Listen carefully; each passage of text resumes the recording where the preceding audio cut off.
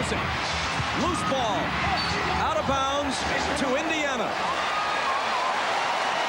Now let's see what Travis Best does with it. Jim Gray tells us that during the timeout, Larry Bird echoed your sentiments, Doug Collins, when he said, look, Travis, don't take it into the lane. Don't dribble the ball too much.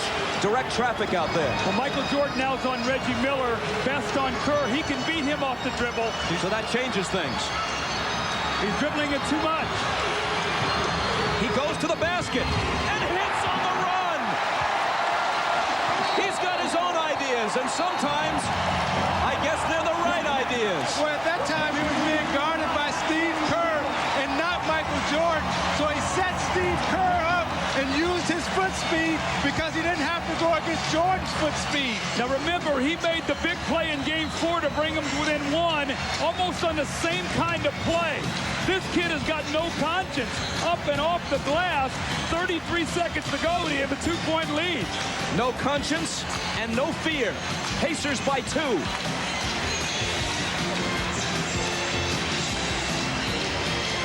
Larry Bird, the demeanor we've come to expect. The rest of the place is nuts. Steve Kerr is on the floor because he's a shooter. They've been doubling with Best. Remember Game 6 last year, the Stockton double team, and Kerr hit the shot. Michael has confidence in him. Best must stick to him. Into Longley it goes. Michael on the move, looks to tie, but can't. Longley grabs it, gets it back to MJ. Into the lane. And it won't drop, but Jordan will come to the line for 2 free throws that could tie it. But watch Antonio Davis reaches in, but Jordan still has the strength to power through the move.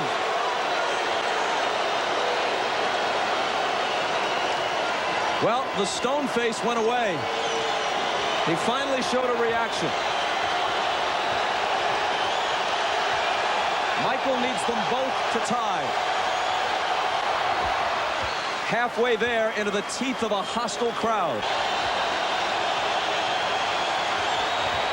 Tie game, 35 for Jordan. No timeout, as you predicted.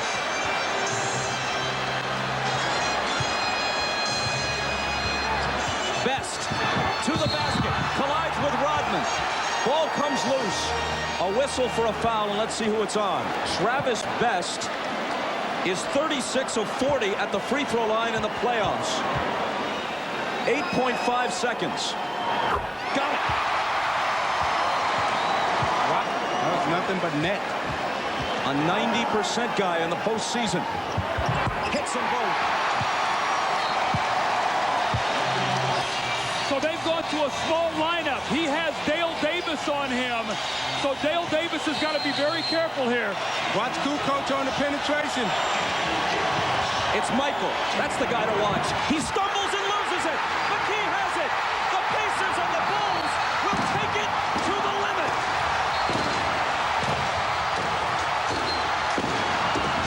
Now wait a second.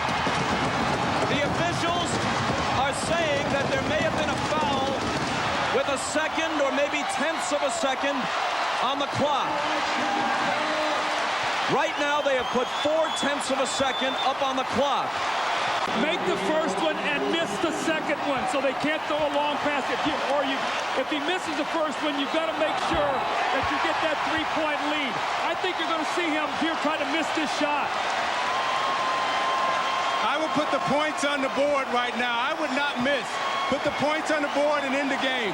He misses it on purpose. Pippen grabs it, and that will do it.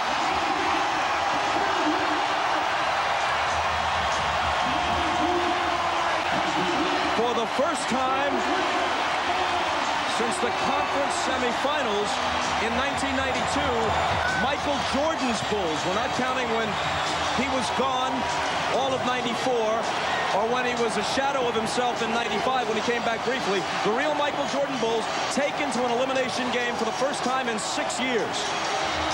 You see, Bird made the decision to bring McKee back into the game for his defensive ability and also his defensive reputation.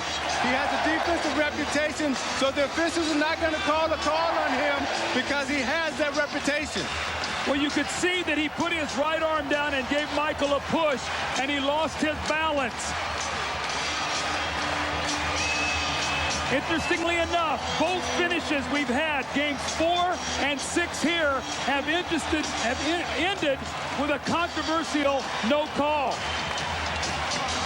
And you watch Bird's reaction right here. Again, been there, done that. We got a game 7.